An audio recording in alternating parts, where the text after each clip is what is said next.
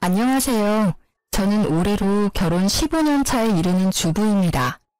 사람 하나에 사연 하나씩 있다는 말이 있지만 저의 인생은 정말로 만만치가 않았습니다. 거기에는 제 성격도 한몫했을지도 몰라요. 남들에게 지기 싫어하는 성격이나 호전적인 성격, 가족의 일이라면 어떠한 것에도 굴하지 않는 모습 같은 게 말이죠. 남편은 그런 저의 모습에 끌린 사람이었습니다. 사실 저는 처음에는 남편이 그리 마음에 들지 않았어요. 너무 연약해 보이고 우유부단한 모습이 저와 맞지 않는다 생각했거든요. 그런데 만나다 보니 의외로 단단한 구석이 있는 게 어느새 저도 그 사람에게 빠져버렸어요.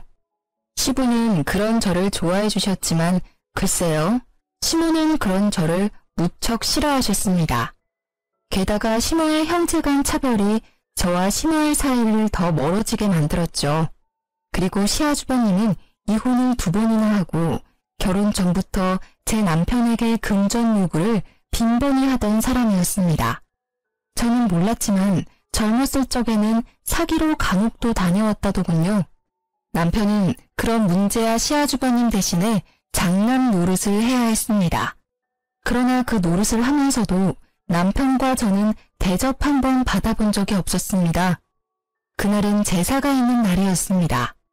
저는 아침 일찍부터 일을 쉬고 제사상을 차리기 위해 시댁에 들러 일을 하고 있었습니다. 남편도 그런 저를 돕기 위해 일을 쉬었죠. 참 다정한 남편이었는데 시댁만 오면 위축되는 모습이 참 안쓰러웠어요. 이날에는 웬일인지 시아주버님도 오셨더라고요. 저녁 술상을 차려 방 안으로 들어가자 시모와 아주버님 그리고 남편이 심각하게 이야기를 나누고 있었어요. 아니, 심각한 건 시모와 아주버님 뿐이고 남편은 그저 불편한 표정을 짓고 있을 뿐이었죠. 야, 잘 생각해봐. 이번 사업이 성공하기만 하면 진짜 대박이야. 너 모아놓은 돈 좀 있지? 그걸로 나한테 투자 좀 해라. 이번에는 진짜 확실해. 그래, 얘. 네 형님이 이렇게 원하는데 좀 해줘. 너는 돈도 잘 벌고 아버지 돌아가시면서 목돈도 많이 모아놨잖니. 저도 돈 없어요.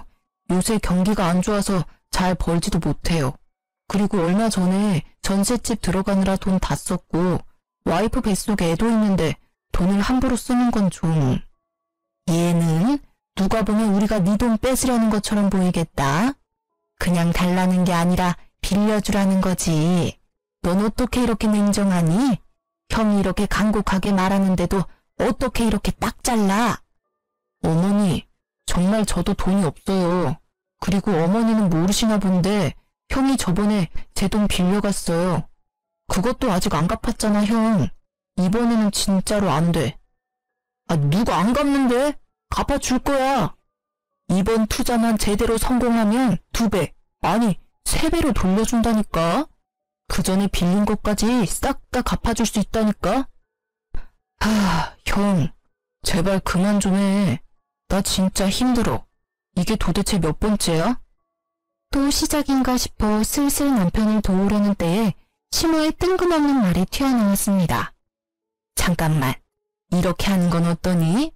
너희 전셋집 빼고 우리 집으로 들어와라. 어차피 노부부 둘이 사는 집 너무 커. 그리고 네 아버지 몸도 예전 같지 않아. 그러니 너희가 들어와서 살고 그 전세금 형님한테 빌려주렴. 그럼 되지 않니? 뭐하러 돈 들여가면서 전셋집에 살아. 여기서 살면 되지. 그건...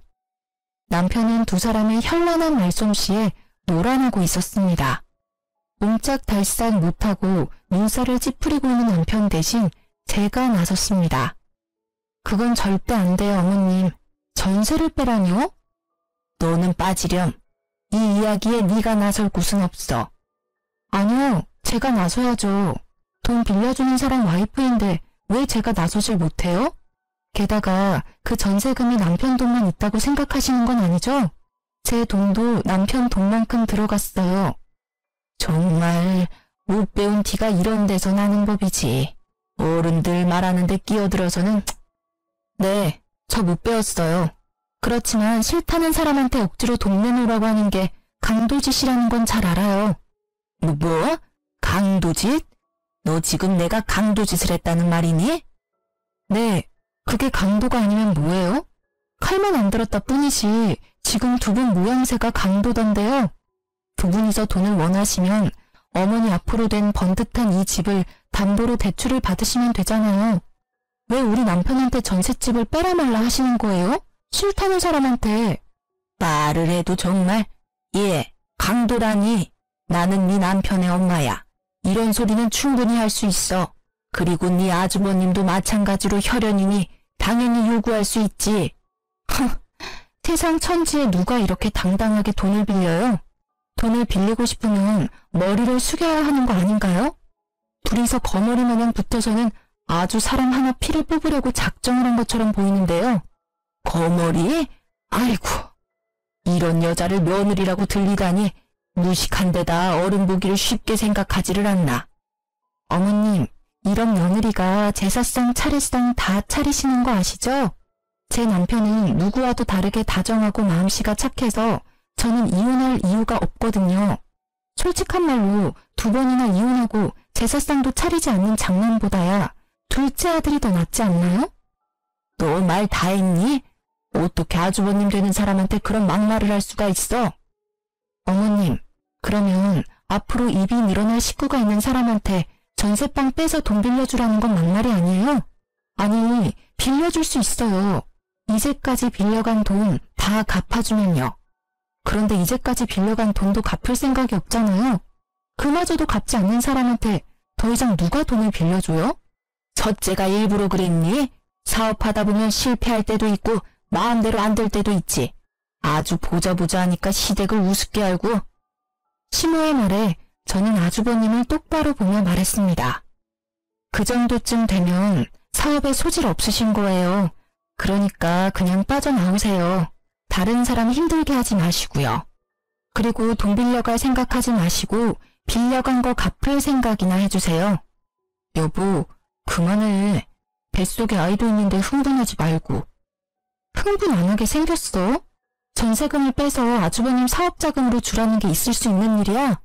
기가 차서 말이 안 나와. 몇 번을 당했는데 또 줄 것 같아? 남편은 제가 이럴 때마다 말리기 바빴습니다. 뭐 궁합이야 잘 맞긴 했어요. 제가 화내고 남편이 말린다. 이 룰대로만 하면 사고는 쳐도 일은 크게 벌어지지 않았으니까요. 그렇지만 저희끼리만 좋으면 뭐예요? 이놈의 집구석이 우리를 가만히 두질 않는데 말이죠. 예, 네 와이프는 싸움닭이야. 성격이 보통이 아니야. 너 붙잡혀 사는 건 아니니? 여자가 남편 하는 일에 간섭하면 망하는 거야. 시모는 남편에게 그리 말했지만 남편은 그 말도 그냥 넘겼습니다. 시모가 남편을 걱정해서 그런 말을 하는 게 아니라는 걸 잘 알기 때문이었습니다. 그날 남편은 제게 조심스레 말을 꺼냈습니다. 당신한테는 정말 미안한 말인데 우리 합가 생각해보면 어떨까? 설마 당신 아주버님한테 홀랑 넘어간 거야? 아니야, 그런 건 아닌데 아버지 요새 기운 없어 보이는 것도 그렇고 어머니가 아버지한테 소홀해 보이는 게 눈에 보여서 좀 걱정이 돼서. 그건 그렇지. 요즘 많이 안 좋아 보이시기도 하고. 연애 때부터 시부에 대한 남편의 애정은 각별했으니 어쩔 수 없다고 생각했습니다. 저도 시부에게 사랑을 많이 받았기에 남편 뜻에 따르기로 했습니다. 그리고 차라리 가까이 있는 편이 남편과 제 돈을 지킬 수 있는 방법이라고 생각했어요. 그렇게 저희는 합가를 하기로 했습니다. 시부가 계시지 않았다면 절대 응하지 않았을 거예요. 합가를 하고 나니 시모는 웃기지도 않을 시집살이를 저희에게 시키더군요. 저는 원래 밟으면 더 들고 일어서는 성질이라 그럴 때마다 저와 시모의 다툼은 더 커져갔습니다.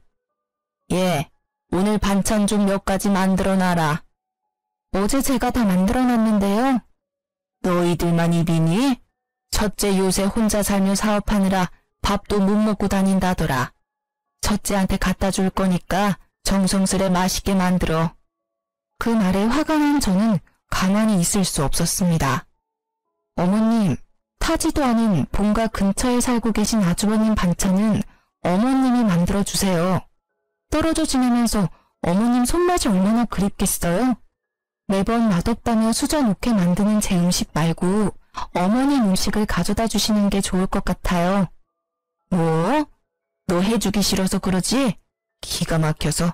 싫으면 싫다고 하면 되지 무슨 핑계를 그렇게 대. 됐어. 내가 사다 주련다. 돈이나 줘. 죄송하지만 돈도 없어요, 어머님. 저한테 맡겨놓으신 거 없으시고 이번 달 드릴 용돈은 이미 월초에 드렸어요. 그러니까 사서 가시려면 어머님 돈 쓰세요. 저는 이제 공과금까지 대신 내드리고 있잖아요. 그 정도는 알아서 해주세요. 그깟 공과금 얼마나 낸다고 생색이야? 용돈도 조금만 주면서 나를 이렇게 핍박해? 용돈 50만 원이 큰 돈이 아닌가요? 저희 버는 돈도 그렇게 많지 않은 거 아시면서 어떻게 그런 말을 하세요? 그렇다고 그 돈으로 태어난 손녀한테 장난감이나 옷 한 벌 사준 적이 있으세요? 저희한테 수고한다고 밥 한 끼 사준 적이 있어요? 계속 적다고 말씀하시면 더 줄일게요. 아이고, 며느리가 시무를 잡네 잡아. 그래, 어디까지 하나 해봐라. 나도 가만 안 있을 거야. 시무는 그 이후로 더욱 악독하게 시집살이를 시켰습니다. 일하고 온 사람 피곤한 거 알면서도 운전기사처럼 끌고 다니는가 하면 동네 사람들에게 기센 며느리 때문에 힘들다며 아주 광고를 하고 다니시더군요. 그렇지만 그런 시무의 행동은 아주버님에 비하면 정말 별거 아닌 일이었어요. 시무의 시집살이가 계속되는 동안 저희 전세금을 노린 아주버님의 공작은 끝나지 않았습니다. 당신 왜 이렇게 술에 취해서 들어왔어?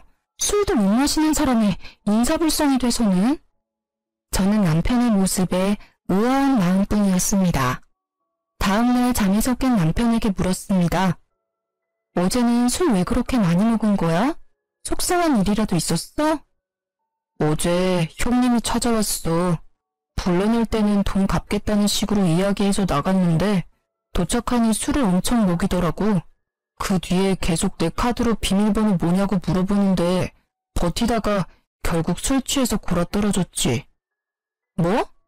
아주버님이 또 자기한테 돈 달라고 그랬단 말이야? 이번에는 아예 도둑놈처럼 카드에서 직접 빼내려고 했나 본데? 아, 가족 중에 강도가 하나 있으니 진짜 힘드네. 전세금을 당신 통장에 안 넣어놨으면 지금쯤 다 털렸을지도 몰라. 술에 취해서 내가 비밀번호를 말했는지 안 했는지도 기억이 안 나거든. 말했어도 내 계좌에는 딸랑 10만 원 들었을 텐데. 남편이 밤중에 연락 온 게 없나 폰을 확인하더니 곧 한숨을 푹 쉬더라고요. 그 10만 원도 살뜰히 가져갔네. 정말 징글징글하다. 나도 참 못났어. 술 기운에 비밀번호 가르쳐줬나 봐. 앞으로도 돈 관리는 자기가 좀 해줘. 자기한테는 절대 그러지 않잖아. 아, 진짜 너무 짜증나. 왜 매번 우리만 이렇게 손해봐야 해? 이 사람들은 가족이 아니라 도둑이야. 미안해. 당신 이렇게 마음고생 시켜서. 남편은 초췌한 모습으로 제게 사과했습니다. 남편이 사과할 일이 아닌데도 그 사람들이 잘못한 일인데도 항상 남편의 입에서는 미안하다는 말만 나왔어요. 남편이 그럴수록 시무와 아주버님에 대한 저의 원망은 더 커져갔어요. 그리고 우리를 힘들게 하는 일은 계속됐답니다. 여보, 당신 저번에 연장 만지다가 다친 손가락이 아직 고름이 나오네. 2주가 넘었는데 아물지를 않아. 혹시 모르니까 큰 병원 한번 가보자. 그래, 요새 몸이 안 좋기는 했어. 몸이 이상한 수포도 생기고 옷이 스치기만 해도 따가운 게 이상이 있기는 한 것 같은데. 그렇게 대수롭지 않은 대화를 나눈 날 우리는 종합병원으로 향했습니다. 그런데 병명을 알 수 없다고 하더군요. 아니, 몸통의 통증은 대상포진이라고 하는데 손가락이 왜 아직 고름이 나오는지를 설명할 수 없다고 하더라고요. 그러면서 몇 가지 검사를 해보자고 하더군요. 검사를 하고 집에 돌아와 기다리는데 뜬금없는 일요일 아침에 전화가 왔더라고요. 너무 급한 사안이라 주말임에도 연락을 드렸어요. 더 알아봐야겠지만 혈액 검사상 암에 대한 소견을 보이고 있습니다. 일단은 내일 당장 병원으로 와주세요. 정밀 검사를 해야 할 것 같습니다. 청청병력 같은 소식에 저는 경황이 없었습니다. 그러나 초기이고 성인 남성에게는 예후가 좋은 상황이라고 하더군요. 저와 남편은 마음을 굳게 다졌습니다. 힘들게 살아온 인생 보답받지도 못하고 가는 건 억울해서 못 산다고, 늙어서 우리 딸 결혼식 때까지는 살아야 하지 않냐고 남편은 치료에 열의를 불태웠습니다. 저희 남편은 토목업에 종사하기에 보험을 드는데 한계가 있었어요. 그래도 보험금이 5천만 원 정도가 나왔거든요. 남편은 시모에게 자신의 상태를 알리며 보험금이 있으니 잘 해결될 거라고 말했어요. 그런데 뒷목 잡을 일은 그 다음 주에 일어났어요. 시모가 저와 남편을 조심스레 부르더라고요. 둘째야, 너 혹시 4천만 원 정도만 빌려줄 수 있니? 네? 갑자기 그런 큰 돈을 어디서? 너 보험금 있잖아. 그거 어차피 실비도 나오고 수술비도 나올 거 아니야. 5천만 원 다 없어도 지금 당장 치료받는데 큰 지장은 없잖니? 어머님, 지금 무슨 소리를 하시는 거예요? 암 걸려서 고생하는 아들한테 할 소리예요? 저는 어이가 없어서 바로 받아쳤습니다. 그랬더니 시모가 저를 흘겨보더군요. 네가 신경 쓸 일 아니다. 그리고 누가 언제 그냥 달라고 했어? 다음 달이면 적금 만료되니 그것 하면 다시 돌려줄 거야. 도대체 그 큰 돈이 왜 필요하신데요? 네 아버지 앞으로 돈이 많이 들어. 어디 병원이라도 모시고 가려니 차가 영 오래돼서 모시기 힘들더라고. 그래서 하나 새로 사려고 그러지. 오래된 차 끌고 다니다가 사고라도 날까봐 걱정이야. 몸도 이제 힘들고 기력도 없는 양반인데 차라도 좋은 것 타면 사고가 안 나지 않을까 해서 그래. 아버님 아프시면 저희가 모셔갈게요. 굳이 그것 때문에 어머님 차를 바꾸는 건 아닌 것 같아요. 게다가 저희 처지에 4천만 원짜리 차는 너무 사치해요. 넌 매번 내가 하는 말은 안 된다고 그러더라. 그리고 병원 갈 때마다 너 일 쉬고 뛰쳐나올래? 돈 벌어야지, 애 앞길 생각하면. 그리고 자잘하게 갈 곳도 많아. 그럴 때마다 위험하게 둘 순 없잖아. 제가 절대 안 된다고 말리려 했지만 남편이 저를 다독이며 말했습니다. 아버지한테 필요한 거잖아. 그런 거면 난 빌려줘도 돼. 아버지 불편하게 다니시는 건 싫어. 남편은 아버지라는 단어가 들어가면 모든 게 약했습니다. 그 집안에서 유일하게 남편의 편이 되어주는 사람은 시부뿐이니까요. 솔직히 저도 시부에게 필요하다는 걸 안 된다 말할 수 없었어요. 그렇지만 무턱대고 어머님 말을 믿는 것도 싫었어요. 방으로 돌아온 저는 남편에게 말했어요. 그러면 일단 문자로 차용증 비슷하게 보내서 확인시켜.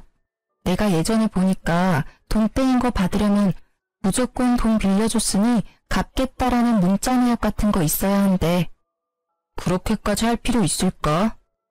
당신은 그렇게 당해놓고 아직도 그 사람들을 몰라? 당신을 자식으로 생각하면 아들 아파서 받은 돈을 빌려달라고 하겠어? 남편은 제 말을 듣더니 결국 제가 제안한 대로 시모에게 돈 빌려간 내역을 문자로 보내며 조만간 돌려줄 것을 문자로 확인받았습니다. 그리고 다음날 시모가 약속한 날이 지나도 조용하길래 시모에게 먼저 말했습니다. 어머님, 저희 돈 받으러 왔어요. 돈 준비되셨어요? 그건 이번에는 못 준다. 좀 기다려야겠어. 네? 갑자기 그게 무슨 말씀이세요? 이번 달에 적금 탄다고 하지 않으셨어요? 그건 저번 달에 이미 받았어. 사실 나도 첫째한테 적금까지 빌려줬는데 애가 연락이 안 되는구나. 혹시 어머님 차 바꾸겠다고 가져간 저희 남편 보험금도 아주버님께 드린 건 아니죠? 그것도 싹 다 걔한테 줬어. 얼마나 나한테 해달라고 난리를 치는지 너희들이 알아서 줬으면 나한테까지 이런 불똥 튈 일 없었잖니. 무슨 말도 안 되는 말을 하시는 거예요? 어머님, 아세요? 그거 그냥 돈 아니에요. 우리 남편 목숨값이라고요. 피 같은 돈이라고요. 내 적금도 피 같은 돈이야. 너희 돈만 소중하니? 못 받고 있는 건 나도 마찬가지야. 너희들은 왜 나한테 와서 이 난리야? 첫째한테 가서 직접 받아와. 애먼 사람을 괴롭혀? 어머님, 잊으셨어요? 돈 빌려가신 분 어머님이세요. 저희 증거도 있어요. 그래, 내가 빌려갔다. 너희는 늙은 시무한테 돈 빌려준 게 그리 아까워? 이렇게 빚쟁이처럼 사람 들들 볶는 건 아니지 않니? 적반하장도 유분수라는 말이 딱 떠오르더라고요. 남편은 그런 시모의 말도 안 되는 행태에 그저 주저앉아 있을 뿐이었습니다. 저에게 그런 망언을 꺼내는 시모의 모습에 저는 흥분하고야 말았습니다. 어머님, 저희 보험금 받은 거 아주버님한테 말하셨어요? 그래, 걔한테 이야기했어. 너희한테 목돈이 생겼다고 들었으니 첫째한테 도움이 될까 싶어 말한 거야. 도대체 어머님은 어째서 아주버님을 싸고 도시는 거예요? 남편도 어머니 자식이에요. 게다가 매번 시대고고 귀찮은 일 아무 말 없이 다 도맡아 하는 효자라고요. 그런 자식한테 이러시는 거 부끄럽지도 않아요? 내가 왜 부끄러워야 하니? 네 남편이 내 자식이라고? 절대 아니야. 둘째, 너는 내 자식이 아니다. 네 아버지 자식이지. 어디서 굴러먹었는지 모르면이랑 붙어먹어서 데려온 사생아. 나는 너 절대로 내 자식이라고 인정 안 해. 내 자식은 첫째뿐이야. 네? 시모의 폭탄 발언에 남편은 놀라 벙벙한 표정이었고 저는 저대로 당황해 말이 안 나오더군요. 그런 한편으로는 이 상황들이 이제야 이해가 가기 시작했습니다. 너 3살 때 네 아버지가 너를 데려왔어. 우리 호적에 입양시키자고. 나는 첫째 아들이 있는데 왜 또 아들을 데려왔나 싶었어. 남편의 성화에 양자의 연을 맺긴 했는데 나중에야 제대로 알게 됐지. 네가 밖에서 낳아온 자식이란 걸. 나중에 알아보니 그 여자는 죽었고 네 아버지가 널 불쌍하게 여겨서 데려왔다는 걸 알았어. 저는 그 말에 시모가 남편을 못살게 굴었던 이유를 알 것 같았습니다. 그래도 이건 아니죠. 보기 싫었으면 쫓아보내고 연 끊으면 될 일을 이렇게 두고두고 괴롭혔다니. 난 내 자식 힘들어하는 꼴은 못 봐. 왜 내가 그걸 봐야 해? 너희들 죽을 때까지 우리 수발 들라고 합가하라고 한 거야. 내가 너한테 애정 한 조각이라도 있을 줄 알았니? 뻔뻔하기도 해라. 저는 시모의 말에 분노가 치미는 것을 느꼈습니다. 지금껏 이 집안의 크고 작은 일을 해결한 건 우리 남편이라고요. 매번 사고만 치는 아주버님이 뭘 해준 게 있다고 매번 감싸는 건데요. 평소에는 집에 오지도 않다가 돈만 필요하면 어슬렁거리며 와서는 사람들 돈 다 빌려서 가져가서는 안 갚고, 그런 사람이란 걸 알면서 어떻게 우리 남편 보험금을 가져가서 그런 사기꾼한테 전해줄 수가 있어요. 어머님도 똑같아요. 똑같은 사기꾼이라고요. 누가 사기꾼이야? 우리 첫째는 그런 짓 안 해. 재수가 없어서 계속 미끄러지기는 하지만 걔도 뒤에서 잘 받쳐주면 성공할 거라고. 보험금 그게 그렇게 중요해? 그냥 팍 죽어버리지 그랬니? 꼴도 보기 싫은 네 얼굴 볼 때마다 짜증이 얼마나 나는지 알고는 있니? 차라리 네 아버지를 닮았으면 정이라도 조금은 갔을 것을. 그 여자를 빼다 박았는지 정이라고는 안 가는 얼굴을 하고선. 그만하세요. 그런 소리 들을 만한 사람 아니에요. 어머님만 그런 줄 아세요? 저도 똑같아요. 아주버님 얼굴만 보면 치가 떨린다고요. 이번에는 어떤 사고를 쳤을까, 또 돈을 요구하면 어떡하나 하면서. 그러니 이번에도 아주버님 감싸주시면 저 진짜 용서 못해요. 아주버님은 어디 가셨어요? 그걸 낸들 아니? 나도 연락이 안 되는데. 설사 알아도 내가 너희한테 알려주겠니? 애를 이렇게 잡아먹으려고 난리들을 치는데. 화가 머리끝까지 난 저와는 반대로 남편은 도리어 차분해진 표정이었습니다. 이때 남편은 알게 되었다고 해요. 자신이 그렇게 노력해도 어머님께 인정받지 못한 이유를요. 그 이유를 알게 되어 오히려 홀가분했다고 하더군요. 결국 돈 4천만 원을 사기로 잃게 된 저희는 이제 치료에만 집중하자며 시댁에서 나오기로 했습니다. 아파서 요양하겠다고 하니 시무가 막지는 않더군요. 잘못한 일이 있으니 잡지 못한 것도 있겠죠. 그 뒤 시부가 죽고는 시댁과 완전히 연락이 끊어져 2년도 이대로 끊어지나 하는 작은 기대를 하고 있었어요. 그러나 그것도 1년을 넘기지는 못했습니다. 남편은 1차 치료를 끝내고 요양 겸 쉬고 있던 중이었습니다. 저는 그런 남편의 수발을 들기 위해 일을 그만두고 퇴직금을 받아 나온 상태였죠. 그날의 평화를 깬 것도 시모의 전화 때문이었습니다. 너 혹시 돈 100만 원 정도만 빌려줄 수 있니? 갑자기 전화하셔서 또 돈 이야기세요? 이번에는 뭐 때문에 필요하신데요? 말하는 꼰세하고는 친구 아들 결혼시킨다고 해서 축의금 하려고 그런다. 요새 너희들이 도통 들리지 않으니 돈이 없어서 말이다. 너희도 그렇지 한 번도 연락을 안 해? 매달 시댁에 용돈을 드리던 저는 그 당시 괘씸한 마음에 돈을 돌려받기 전까지는 용돈을 드리지 않기로 결심했었어요. 결국 돈이 궁해진 시무가 연락을 하신 거였어요. 그런데 어째 기분이 이상하더라고요. 친척 집에 축의금을 내도 그것보다는 적게 낼 양반이 갑자기 100만 원? 물론 그 금액을 다 축의금에 내지는 않아도 뭔가 쓸 곳이 있을 거라는 생각에 시모의 뒤를 쫓았습니다. 돈이 얽혀있으면 꼭 등장하는 아주버님 생각 때문에요. 시모가 택시를 타고 내린 곳은 어느 화려한 예식장 앞이었습니다. 소문으로도 대관료와 식대가 어마어마하다는 이 예식장에 시모는 무슨 일로 들렸을까 하는 차에 저는 소름이 쫙 끼쳤습니다. 로비 화면에 떠있는 결혼 커플 사진에 아주버님의 얼굴이 떡하니 붙어 있었기 때문이었습니다. 감히 내 남편 안보험금을 사기쳐놓고 이런 비싼 곳에서 결혼식을 할 생각을 하다니 화려하게 치장된 그 모습이 괘씸해서 팔을 주체할 수 없었습니다. 애써 냉정해진 저는 드디어 꼬리를 잡았다고 생각했습니다. 가만 보니 아주버님의 결혼식에는 시부모가 아닌 다른 사람이 혼주석에 앉아 있었습니다. 세 번째로 하는 결혼식임을 숨기고 싶었던 건지 그것도 아니면 집안 사람들이 가진 부정적인 이미지를 상대 측에 알려주고 싶지 않았던 건지도 모릅니다. 저는 아주버님이 대화를 나눌 때 불쑥 끼어들었습니다. 안녕하세요. 오랜만에 뵙네요. 제가 나타나자 아주버님의 얼굴이 굳었습니다. 그러더니 다른 사람들에게 잠시 실례한다며 저를 옆으로 끌었습니다. 여기는 어떻게... 그러게요. 제가 여길 어떻게 왔을까요? 그런데 결혼식을 굉장히 성대하게 치르시네요. 축하드려요. 그런데 우리 할 얘기가 있죠? 재수씨, 나 30분 뒤면 결혼식이에요. 결혼식 끝나고 이야기해도 되잖아요. 남의 경사에 초를 치러 온 것도 아니고. 무슨 말씀을 그렇게 하세요.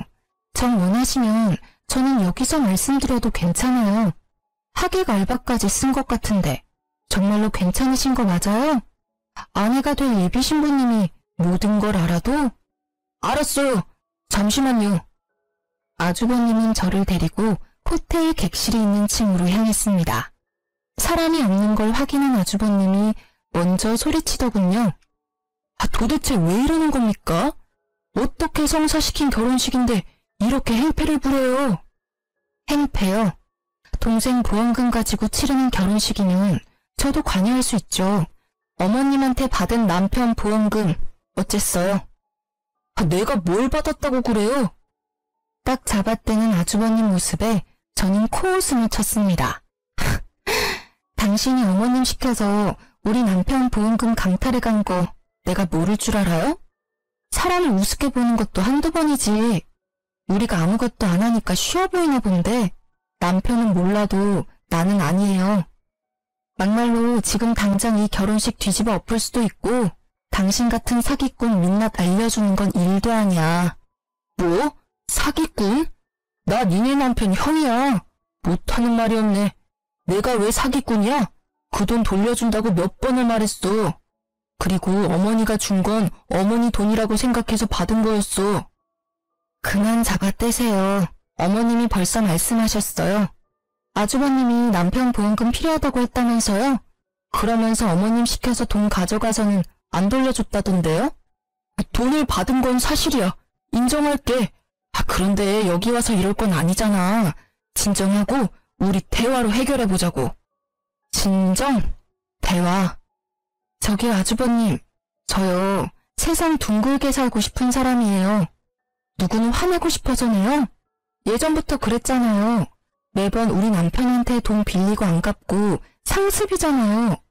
제가 본 것만 수십 건이에요. 가져갔으면 갚을 생각을 해야지. 남의 돈으로 호사스럽게 살면서 사람 우습게 보는 것도 정도가 있죠. 그리고 대화로 해결될 일은 아니죠. 돈을 가져와야 될 거 아니에요. 제 목소리가 커지니 아주버님은 당황했습니다. 알았어. 그럼 이렇게 해. 오늘은 바쁘니까 내일 어떻게든 돈을 마련해서. 제가 아주버님 수법에 당한 게 몇 년인데요. 지금 당장 준비하세요. 결혼식 끝날 때까지 안 주시면 저도 성심껏 이 결혼식 정성스레 망쳐드릴 테니까요. 아니, 하루도 못 기다려? 하루고 한 달이고 지금 몇 년 전에 빌려준 것도 안 갚으셨잖아요. 그리고 기다릴 필요가 어디 있어요? 이번 결혼식 친척 빼고 친구들 하객은 진짜죠? 친구들 엄청 많으신데 축의금으로 갚으시면 되겠네요. 그걸 가져갈 생각을 하다니. 그건 내가 받은 내 결혼 축하금이라고요. 다른 사람들의 성의가 있는 돈을. 그 돈은 성의가 있는 돈이라 괜찮고 동생 보험금은 성의가 없는 돈이라 안 돌려주는 거예요. 그리고 우리 남편 돈은 목숨이 달려있는데 가져가셨잖아요. 피차일반이에요. 계속 안 주신다고 하시면 저 내려가서 다 말해버릴게요. 제 목소리가 호텔 복도에 울리자 결국 아주버님이 백기를 들었습니다. 알겠어. 소리 낮춰. 축의금 줄게. 그러니 좀 조용히 해. 다들 들으면 어쩔 거야. 이 결혼 파토나면 축의금도 없어. 저는 시간에 쫓기는 아주버님을 보내고 저는 축의금 받는 자리가 잘 보이도록 가까이서 주시하고 있었습니다. 아주버님은 패백하러 가기 전 잠시 들러 축의금 받던 사람에게서 가방을 받아 저에게 가져왔습니다. 저는 가방을 받아 금액을 확인했습니다. 사업한답시고 이리저리 돌아다니던 사람이라 그런지 축의금도 많이 들어왔더군요. 저희한테 빌려간 돈에 한참 못 미치네요. 나머지 2천만 원은 어머님 편으로 보내주시면 제가 받아갈게요.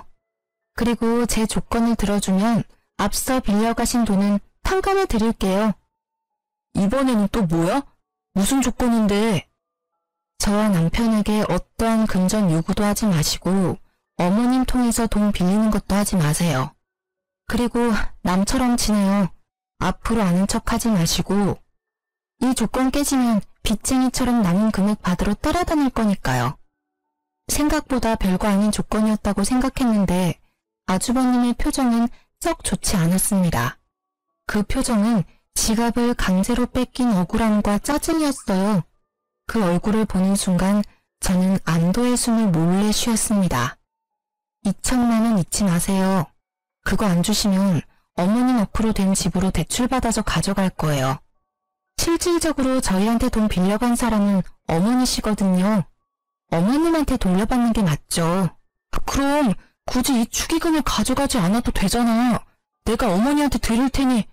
그건 그거고 이건 이거죠. 어머님한테 드린 돈이 아주버님한테 간 걸 아니까 찾아왔고 현금이 있으니 제가 받아가는 거고요. 지금이 지나가면 또 돈 없다고 하실 거 분명하니까요. 아쉽다고 생각하지 마세요. 저희는 그 돈 충분히 받을 자격 있다고 생각하니까. 눈 뜨고 축의금을 빼앗긴 그 기분을 곱씹고 있을 아주버님을 보며 저는 생긋 웃어주었습니다. 그럼 신혼생활 즐겁게 하세요. 저를 노려보는 아주버님을 뒤로하고 속으로 즐거움의 소리를 지르고 있었습니다. 처음으로 돈을 돌려받았어요. 그냥 돈이 아니었으니 더 소중했습니다. 저는 이 기세로 나머지 2천만 원도 돌려받기로 했습니다. 저는 돈을 은행 계좌에 넣고 남편을 불러 시댁으로 향했습니다. 시모는 저보다 일찍 돌아와 있더군요. 자식 결혼식에 얼굴 도장만 찍고 오는 처량한 신세라니 그래도 안쓰러운 기분보다는 본인 손으로 그렇게 만들었다는 생각밖에 들지 않았어요. 너희 여기 웬일이니? 이 집에는 오지 않기로 한 거 아니었어? 말씀드릴 게 있어서 왔어요. 당신이 직접 말해요. 저는 남편을 바라보며 말했습니다. 남편은 준비해온 서류를 내보이며 시모에게 말했습니다. 어머니, 제가 생각해봤는데 저를 파양해 주세요. 저는 더 이상 어머니의 아들이고 싶지 않습니다. 남편의 입에서 튀어나온 말에 시모의 얼굴이 악독하게 변했습니다. 뭐? 네가 뭔데 파양을 하라 마라 하는 거냐? 이제껏 입혀주고 재워주고 먹여줬더니 이렇게 은혜를 원수로 갚아? 그런 이유로 이제껏 제사며 차례며 잘 모시지 않았습니까? 합가에서 어머님 돌봐드린 것까지 하면 제 할 도리는 다 했다고 생각합니다. 그러니 파양해 주세요. 절대 안 된다. 파양이라니. 누굴 바보로 하니? 너희가 나 모시기 싫어서 그런 말 하는 거 안다. 그래서 반년 동안 연락 안 하고 살지 않았니?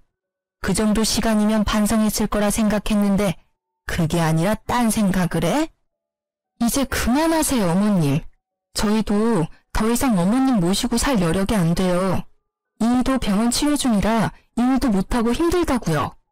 게다가 친자식도 아니라며 타박 주셨잖아요. 그냥 서로 편하게 파양하세요. 파양? 내가 누구 좋으라고 그런 거래. 나는 죽을 때까지 너희한테 붙어 살 거야.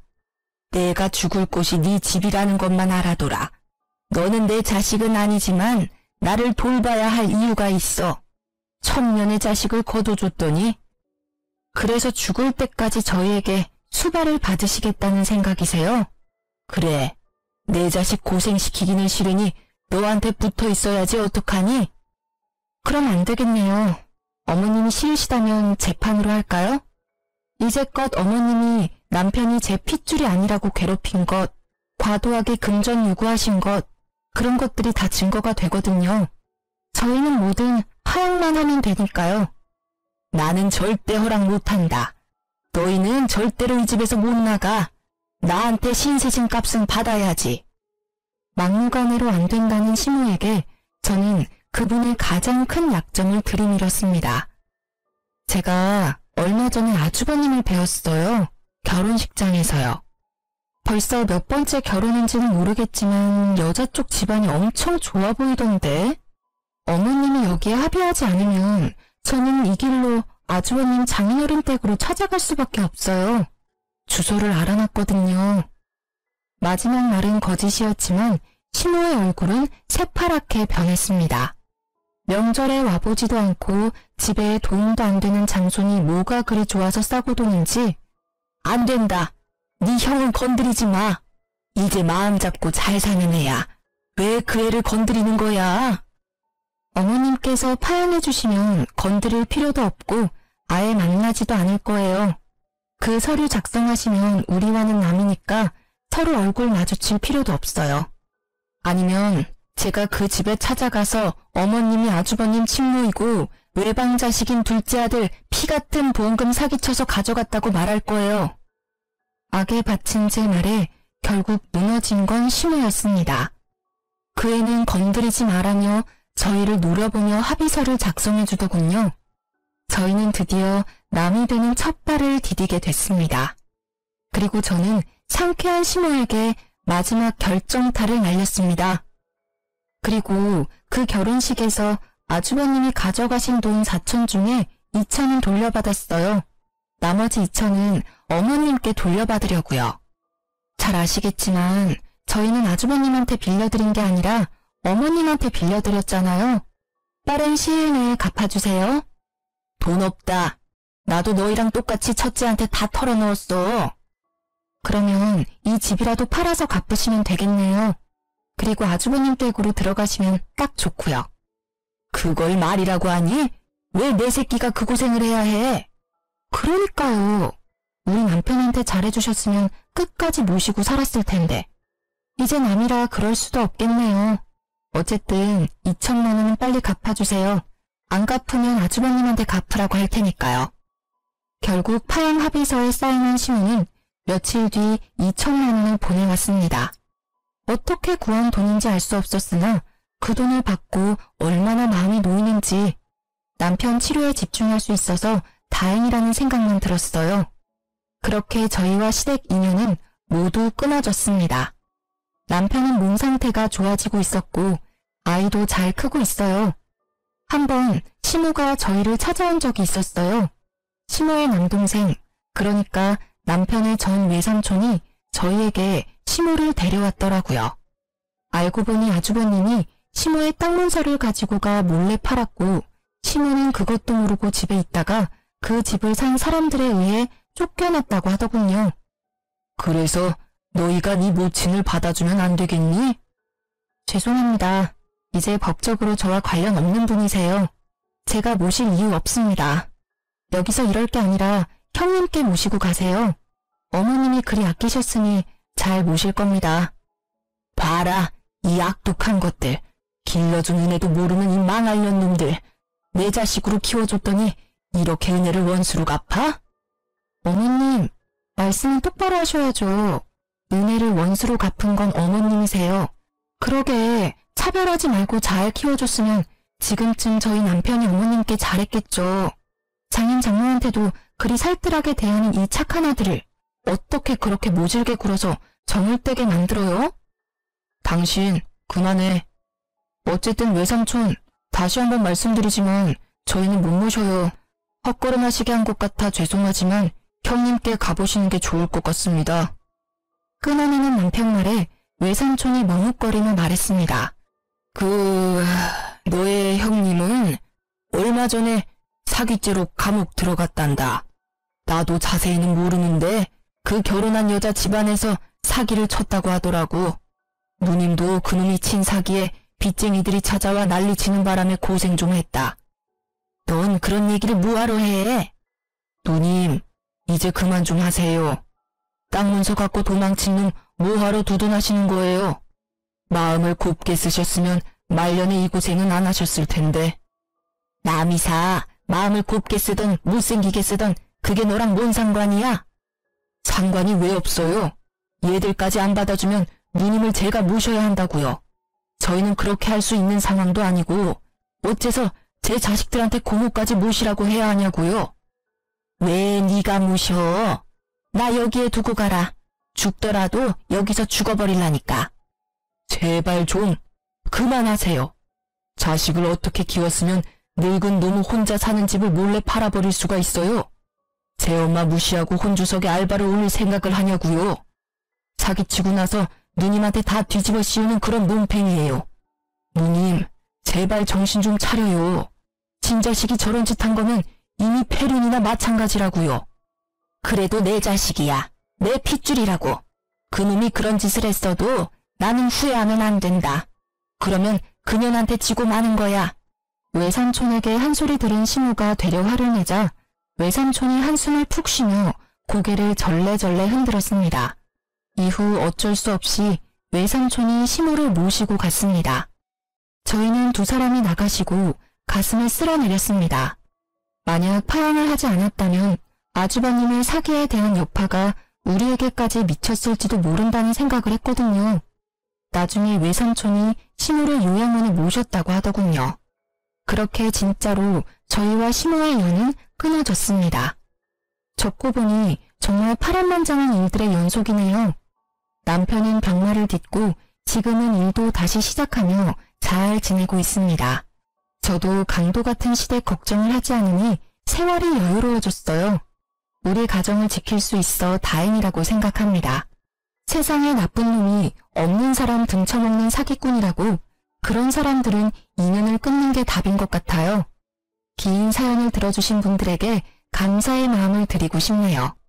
내일은 오늘보다 더 행복하시길 바랍니다.